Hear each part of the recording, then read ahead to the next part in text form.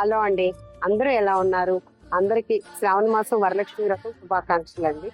మన ఇంట్లో ఎల్లప్పుడూ ఆరోగ్యం, ఆనందం, ఐశ్వర్యం ఉండాలని, అలాగే అమ్మవారి అనుగ్రహం ఎప్పటికీ మన మీద నిలిచి ఉండాలని ఈ వ్రతం అందరం చేసుకుంటామండి. సుమంగళిగా ఉండాలని కోరుకుంటూ చేసుకుంటాము.